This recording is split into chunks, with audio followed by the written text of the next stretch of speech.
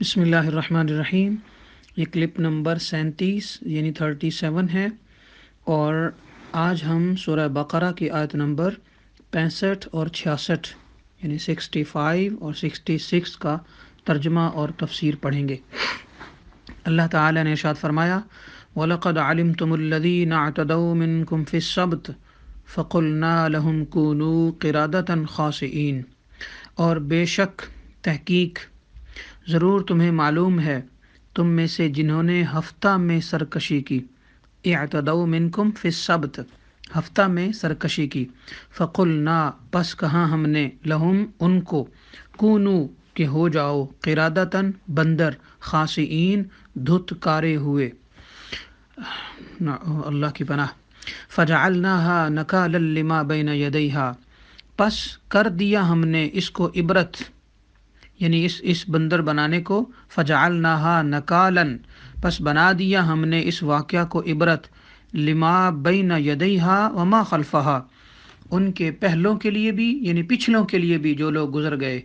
وما خلفہا اور ان کے بعد آنے والے یعنی قیامت تک کے لوگوں کے لیے بھی عبرت بنا دیا، وموعظۃ للمتقین، اور ہم نے نصیحت بنا دیا یہ پرہیزگاروں اور متقی لوگوں کے لیے، یعنی نصیحت بھی، اور اس آیت مبارکہ میں دو چیزوں کا ذکر ہے، نصیحت بھی بنایا اور عبرت بھی بنایا۔ تو خلاصہ تفسیر یہ ہے کہ اللہ تعالیٰ اپنے انعام یاد دلا کر کچھ بنی اسرائیل کی نافرمانیاں بیان فرما رہا ہے، تاکہ اللہ فرماتا ہے کہ اے بنی اسرائیلیو، تمہیں ان مقام اعلیٰ والوں کا قصہ تو یاد ہی ہوگا، یعنی یہ لوگ جو بندر بنائے گئے تھے، یہ شہر اعلیٰ یعنی الف یا لام اور ہے، شہر اعلیٰ جو ہے اس کے باسیوں کا یہ واقعہ ہے، جو کہ مدینہ اور شام کے درمیان میں یہ شہر آتا تھا، تو آج کل کسی اور نام سے ہے، مگر مقام اعلیٰ، تو ان کا قصہ تو یاد ہی ہوگا جو تمہارے ہی بزرگ تھے، انہوں نے ہفتہ کے دن میں ایک بے اعتدالی کی یعنی مچھلی کا شکار کیا، تو ہم نے ان کو بندر بنا دیا، اور یہ واقعہ ایک دفعہ نہیں ہوا بلکہ 70 سال تک ایسا ہوتا رہا۔ ان کا واقعہ یہ سارے اگلے اور پچھلوں کے لیے عبرت ہے، اور پرہیزگار اور واعظین اور مبلغین اور مفکرین کے لیے اور اللہ والوں کے لیے نصیحت کر دیا گیا۔ تم اس کو سوچ کر عبرت کیوں نہیں پکڑتے، اور نبی آخر الزمان صلی اللہ علیہ وسلم پر ایمان کیوں نہیں لاتے؟ یعنی جب مچھلی کے شکار سے عذاب آ گیا تھا، تو کیا اتنے بڑے پیغمبر صلی اللہ علیہ وسلم کو نہ ماننے پر اور ان کی مخالفت کرنے پر بھلا عذاب نہیں آئے گا؟ ہاں، یقیناً عذاب آئے گا۔ اس آیت مبارکہ میں کفر کا بھی چونکہ ذکر ہے، تو یعنی اس بارے میں دو تین چیزیں سمجھ لینا ضروری ہیں۔ ایک یہ کہ اللہ تعالیٰ کا حکم جو ہے اس کا انکار ویسا ہی کفر ہے جیسے تمام احکام کا انکار، یعنی تمام احکامات کا انکار کر دیا جائے تو کفر ہے، اور اللہ تعالیٰ کی بات کا انکار کیا جائے تو بھی کفر ہے، تو سیم ہے، یعنی کفر میں کوئی تقسیم نہیں ہے، کوئی درجہ بندی نہیں ہے کہ یہ آدھا کفر ہے اور باقی آدھا ایمان ہے، یا یہ پورا کفر ہے اور یہ آدھا ایمان ہے، ایسی بات نہیں، یا پورا کفر ہے یا پورا ایمان، یوں کہہ لیں کہ کفر کے اندر تقسیم نہیں، ہاں درجات کفر اور کیفیات کفر میں فرق ہوتا ہے، جیسا کہ بعض سخت کافر ہوتے ہیں اور بعض ہلکے کافر ہوتے ہیں، اسی طرح بعض عذابوں پر یعنی جس ٹائپ کا کافر ہوگا اسے اسی ٹائپ کا عذاب بھی دیا جائے گا، مگر اللہ تعالیٰ کی ایک چیز کا انکار کرنا بھی پورے کا پورا کفر ہے، یہ نہیں ہے کہ ایک چیز کا انکار کرنا کہ پورے اللہ تعالیٰ کے نظام کا انکار کرنے کے برابر ہے۔ یہی وجہ ہے کہ فتویٰ کفر جو ہے وہ ہر اس انسان پر صادر ہوتا ہے جو کہ واضح طور پر کفر کرے، اور اس کے پچھلے سارے کے سارے اعمال بھی اسی لیے برباد سمجھے جاتے ہیں کہ اس کی ایک حرکت ہی اتنی سخت اور شدید ہے اللہ کی بارگاہ میں کہ اس کے تمام اعمال اور نیکیاں، ایون نیکیاں بھی جو ہیں وہ بھی خراب ہو جاتی ہیں۔ تو یہودیوں کے بندر بننے کا جو واقعہ ہے اب میں وہ آپ کے سامنے پیش کرتا ہوں۔ جیسا کہ اسلام میں جمعے کا دن، فرائیڈے، یہ عزت والا دن ہے، اسی طرح عیسائیوں یعنی کرسچنز جو ہیں ان کے لیے یہ سنڈے کا دن یعنی اتوار کا دن، اور ہندوؤں کے لیے منگل کا دن، تو یعنی یہ ٹیوزڈے بنتا ہے، اور اسی طرح یہودیوں کے لیے یعنی جو جیوز ہیں ان کے لیے سیٹرڈے کا دن بہت زیادہ محترم ہے، سیٹرڈے مطلب ہفتے کا دن، مگر فرق اتنا ہے کہ اسلام میں صرف ان لوگوں پر جن پر جمعہ کی نماز فرض ہے، جمعہ کی پہلی اذان سے لے کر نماز کے ختم ہو جانے تک وہ دنیاوی کاروبار کرنا حرام ہے جو نماز کے اندر خلل انداز ہوں، یعنی وہ کام کرنا مسلمانوں کے لیے حرام ہے جو نماز کے اندر خلل انداز ہوتے ہیں، مگر عورتیں اور بچے اور مسافر اور وہ دیہاتی لوگ جن کے یہاں مسجد نہیں اور وہ بیمار لوگ جو مسجد نہیں جا سکتے، اس حکم سے وہ علیحدہ ہیں، یعنی ان پر جمعہ فرض ہی نہیں ہے۔ لیکن یہودیوں اور عیسائیوں کے ہاں ان سارے دنوں میں دنیاوی کاروبار حرام تھے، یعنی پورے ہفتے کا دن کوئی کاروبار نہیں کر سکتے، پورے سنڈے کا دن کوئی کاروبار نہیں کر سکتے، اور خاص کر شکار کرنا سخت جرم تھا۔ حضرت موسیٰ علیہ السلام کی وفات اور ڈیتھ سے کئی برس کے بعد یہ واقعہ پیش آیا کہ بنی اسرائیل جو ہیں ان کی ایک جماعت بحر قلزم کے کنارے شہر ایلا میں رہتی تھی جو مدینہ اور شام کے درمیان میں ہے۔ یہ لوگ مچھلی کے بہت زیادہ شوقین تھے۔ اللہ کی شان یہ تھی، یا یوں کہہ لیں کہ ان کے لیے امتحان تھا، کہ ہر ہفتہ کے دن اس دریا میں بے شمار مچھلیاں نازل ہوتی تھی، یعنی بے شمار مچھلیاں آ جایا کرتی تھیں، یا پھر وہ مچھلیاں یا تو امتحان کے لیے آتی تھیں یا پھر اس مچھلی کی زیارت کے لیے آتی تھیں جس کے پیٹ میں حضرت یونس علیہ السلام رہے تھے، کیونکہ وہ مچھلی بھی اس کنارے کے اندر ہی تھی۔ تفسیر روح البیان میں باقاعدہ یہ نقطہ بیان کیا گیا ہے، تو پتہ چلا کہ مچھلیاں، چونکہ تفسیر کا واقعہ، تو پتہ چلا کہ جس مچھلی کے پیٹ میں حضرت یونس علیہ السلام تھے وہ مچھلی بھی برکت والی تھی اور دوسری مچھلیاں بھی اس کی عزت اور قدر کرتی تھیں۔ آپ اسے اندازہ لگائیں کہ جس چیز کو اللہ کے نبی سے نسبت ہو جائے وہ عزت والی ہو جاتی ہے۔ آج مسلمان بھی ہر اس چیز کی عزت کرتا ہے، ادب کرتا ہے، اس کی زیارت کرتا ہے جو کہ جس کی نسبت اللہ کے نبی علیہ السلام کے ساتھ ہے۔ لہٰذا وہ لوگ جو بدعقیدگیاں پھیلاتے ہیں، جو بے ادبیاں پھیلاتے ہیں، جو اللہ تعالیٰ کے نبیوں کی نسبت والے مقام ہیں، کہیں پر نبی علیہ السلام بیٹھے ہیں، کہیں کھڑے ہوئے ہیں، کہیں آپ نے دعا کی ہے، کہیں مسجد بنائی ہے، کہیں آپ نے جہاد کیا، کہیں آپ کا خیمہ لگا ہوا تھا تو کسی پتھر پر آپ کھڑے ہوئے، کہیں آپ نے سجدہ فرمایا، کہیں قدم مبارک لگایا، تو حتیٰ کہ ان کے جو مزارات ہیں اللہ تعالیٰ کے پیارے انبیاء کے، وہ بھی عزت والے ہیں آج ہمارے لیے۔ تو مچھلیاں بھی عزت کرتی ہیں اس مچھلی کی جس کے پیٹ میں اللہ کے نبی تھے۔ تو جب اس طرح انسانوں پر تو مسلمانوں پر تو زیادہ فرض ہے کہ ہر اس جگہ کا ادب کریں جو جگہ اللہ تعالیٰ کے پیارے بندوں کی نسبت والی ہے۔ لہٰذا وہ لوگ جو اس طرح کے درس دیتے ہیں کہ ان چیزوں کی کوئی عزت نہیں، کوئی ادب نہیں، اور شرک ہے اور بدعت ہے اور فلاں فلاں، وہ سراسر اسلام میں فتنہ پھیلاتے ہیں، اس سے ہمیں بچنا چاہیے۔ ہاں، ہم عقیدہ والے لوگوں کو، ادب کرنے والے لوگوں کو حد سے بھی آگے نہیں بڑھنا چاہیے، یعنی ایسا کوئی کام نہیں کرنا چاہیے جو ان ہستیوں کے احکامات اور ان کے عمل اور ان کی سیرت کے خلاف ہوں یا جو اسلام کے خلاف جاتے ہوں۔ جو لوگ ایسا کرتے ہیں وہ بھی حد سے بڑھتے ہیں اور وہ بھی باقاعدہ گناہ گار ہیں۔ لہٰذا واقعی کی طرف آتے ہیں تو ہوا یوں کہ باقی سب دنوں میں وہ مچھلی غائب ہو جاتی تھی، تو ان کے منہ میں پانی بھر آیا بنی اسرائیلیوں کی، اور سوچنے لگے کہ کسی تدبیر سے ان کا شکار کرنا چاہیے جس سے شکار بھی ہو جائے اور ہفتہ کے دن کی بے حرمتی بھی نہ ہو۔ آخر ان عقل مندوں نے یہ ہیلا سوچا کہ دریا کے ارد گرد بہت گہرے غار کھود دیے اور دریا سے اس غار تک چھوٹی چھوٹی نالیاں بنا دی۔ جمعہ کی شام کو ان نالیوں کا منہ کھول دیتے اور پانی کے ساتھ مچھلیاں ان گڑھوں میں آ جاتی، اور اتوار کے دن ان گڑھوں سے پکڑ لیتے تھے اور کہتے تھے کہ ہم ہفتہ کے دن تو شکار ہی نہیں کرتے، ہم ہفتہ کے دن تو بس اپنے عبادت میں شامل رہتے ہیں۔ لہٰذا انہوں نے وہ مچھلیاں خوب کھائیں اور فروخت بھی بہت کیں، جس سے وہ بڑے بڑے مالدار ہو گئے۔ 40 یا 70 سال، دو روایات آتی ہیں، 40 سال یا 70 سال تک ان کا یہ عمل رہا۔ یہ لوگ کل 60 سے 70 ہزار کے قریب تھے۔ تو ان کی 3 جماعتیں بن گئیں، ایک تو شکار کرنے والوں کی، یعنی ایک وہ تھے جو شکار کرتے تھے، دوسرے وہ تھے جو اس سے منع کرتے تھے، تیسرے طبقہ وہ تھا جو خاموش رہتے تھے۔ تو ان کی تعداد بھی ہزاروں میں تھی، لہٰذا باقی سب شکاری بھی تھے۔ جب شکاریوں نے ان کی نصیحت نہ مانی تو انہوں نے اپنے اور ان کے درمیان ایک دیوار بنا کر شہر کے 2 حصے کر دیے اور کہا کہ ہم ان کے ساتھ نہ رہیں گے کہ کہیں ان ظالموں کی وجہ سے ہم پر بھی عذاب نہ آ جائے۔ یہاں تک کہ حضرت داؤد علیہ السلام کا زمانہ آ گیا، آپ نے ان کو شکار کرنے سے منع فرمایا اور فرمایا کہ اے بے وقوفو، قید کرنا ہی تو شکار ہے، یعنی مچھلیوں کو قید کرنا ہی تو شکار کہلاتا ہے۔ جیسے کہ کوئی ہرن کو جال میں پھنسا لے تو اس نے شکار کر لیا، چاہے کھائے یا نہ کھائے، اور کھائے تو آج ہی کھائے یا کبھی دوسرے وقت میں۔ مطلب یہ ہے کہ ہفتہ کے دن تمہیں شکار کی ممانت کی گئی ہے، نہ کہ فقط ہاتھ میں پکڑنے یا کھانے کی، لہٰذا تم ہفتہ کے دن شکار ہی مت کرو، اس سے باز آ جاؤ وگرنہ عذاب میں مبتلا ہو جاؤ گے۔ شکاریوں نے کہا ہم تو بہت عرصہ سے یہ کام کر رہے ہیں، یعنی اگر یہ برا ہوتا تو اب تک ہم لوگ امن میں کیوں رہتے،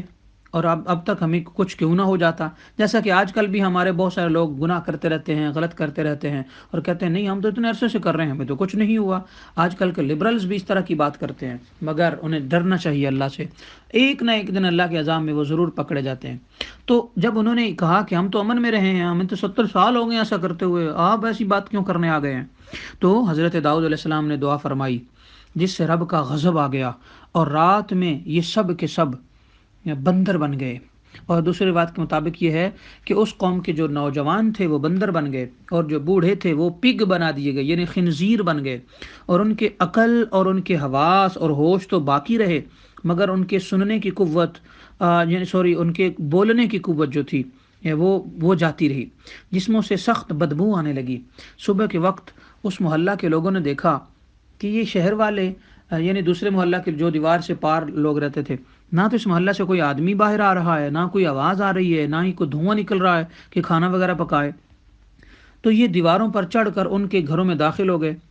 وہ بندر انہیں دیکھ کر ان کی طرف دوڑے اور ان کے قدموں سے لپٹنے لگے، اور ان کے کپڑے سونگھتے تھے، اور وہ روتے تھے اور دہائیاں دیتے تھے۔ ان لوگوں نے کہا کہ کیا ہم تمہیں شکار سے منع نہ کرتے تھے؟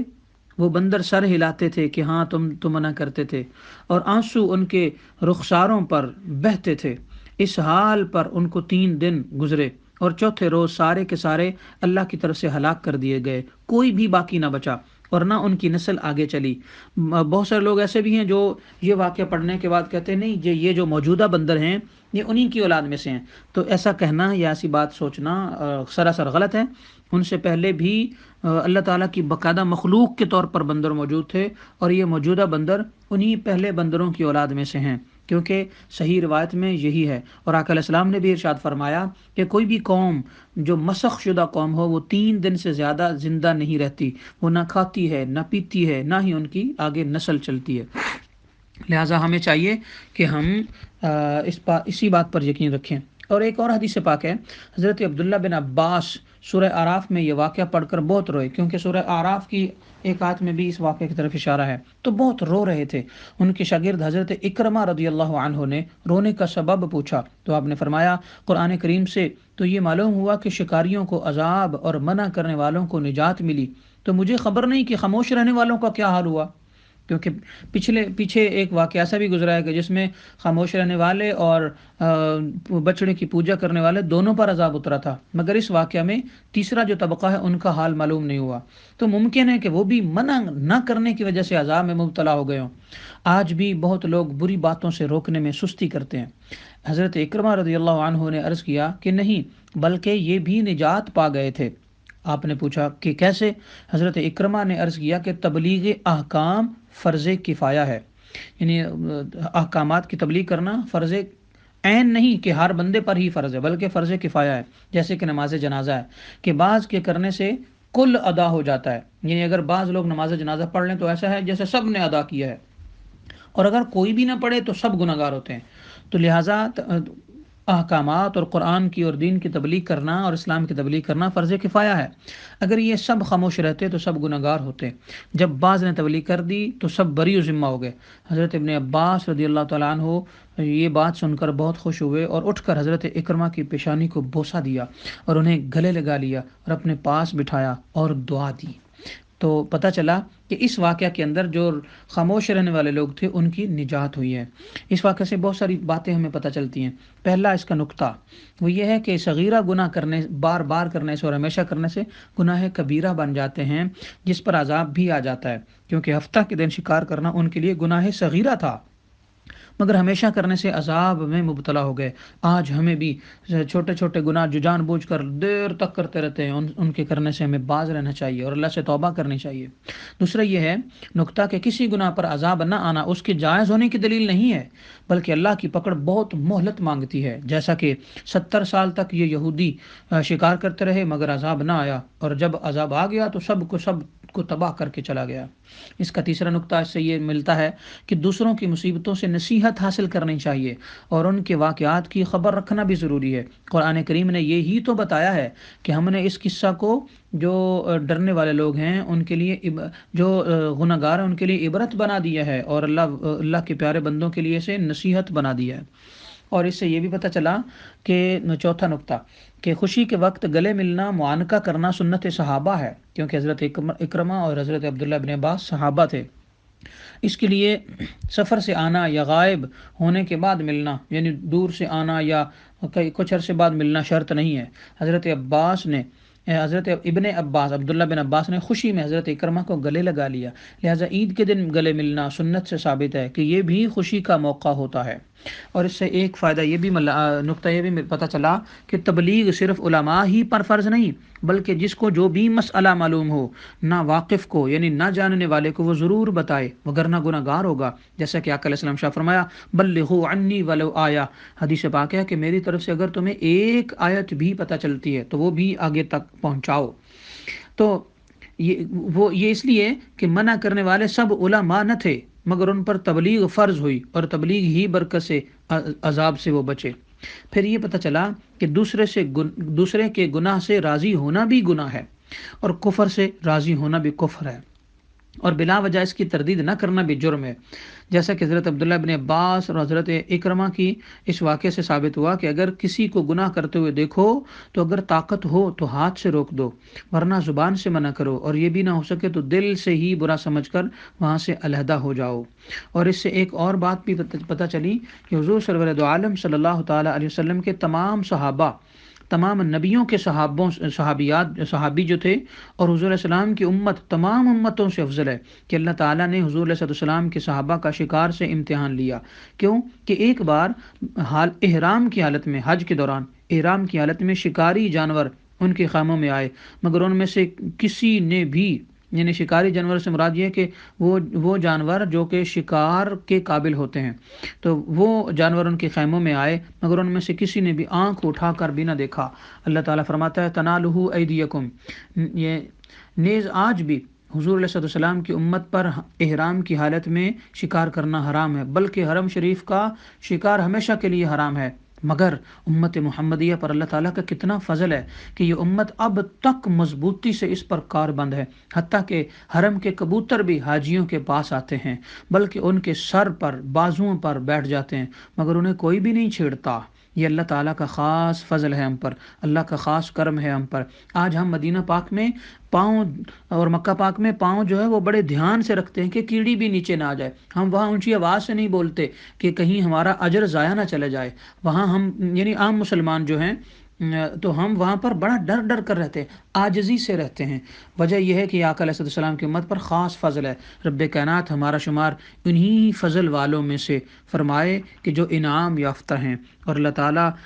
جو وہ لوگ جن کی شکلیں بدلیں، جن کی شکلیں مسخ ہوئیں، اللہ تعالیٰ ہمیں ان سے محفوظ فرمائے۔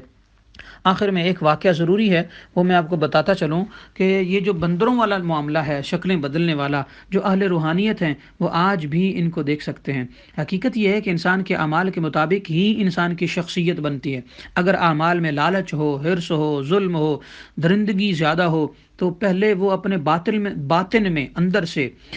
جو ہے نا وہ روحانی طور پر انسان درندہ بن جاتا ہے، پھر شکل سے درندگی ٹپکنے لگتی ہے۔ چالاک لوگ جھوٹے اور مکار لوگ لومڑی کی شکل کے ہو جاتے ہیں، لوگوں کو چھپ کر کاٹنے والا یعنی پیچھے سے وار کرنے والا سانپ کی طرح بن جاتا ہے۔ بے حیا انسان پگ کی طرح ہو جاتا ہے، خنزیر کی مانند اس کی شکل ہو جاتی ہے۔ آج بھی آپ اپنے معاشرے میں اس طرح کے ملتے جلتی شکلوں والے لوگ دیکھ سکتے ہیں۔ لالچی لوگ بندروں جیسے ہو جاتے ہیں۔ اگر کوئی دیکھنے والی آنکھ ہو تو یقیناً اسے بازاروں میں آج کل انسان تو خال ہی نظر آئے گا، سارے ایسے ہی جانور ہی نظر آئیں گے، پر اللہ کا کتنا کرم ہے کہ رب کائنات ہماری شکلیں نہیں بدلتا۔ قبر میں جاتے ہی ظاہر مٹ جاتا ہے اور باطن کھل جاتا ہے، وہاں لوگ اپنے اپنے اعمال کی شکلوں میں چلے جاتے ہیں۔ کاش کہ جب تک اس دنیا میں پردہ پوشی ہے ہم سدھر جائیں۔ مشہور نو مسلم عالم قرآن اور محدث بہت بڑے، ان کا نام ہے محترم محمد اسد لیوپولڈ ان کا، یعنی چونکہ یہ انگریز ہیں تو اس لیے ان کا نام محمد اسد رکھا گیا، اور لیوپولڈ ان کا ایک لقب بھی ہے۔ تو اپنے اسلام لانے کا واقعہ بیان کرتے ہیں کہ وہ ٹرین میں بیٹھے ہوئے تھے کہ قرآن کریم کی انہی آیات پر غور کر رہے تھے کہ ان پر باطن جو ہے ان کا باطن ظاہر ہو گیا، اندر کی آنکھ جو ظاہر ہو گئی، اور ٹرین میں اب انہیں وہاں کوئی انسان نظر نہیں آ رہا تھا بلکہ مختلف قسم کے درندے بیٹھے نظر آ رہے تھے۔ وہ ڈر کر اگلے اسٹیشن پر اتر گئے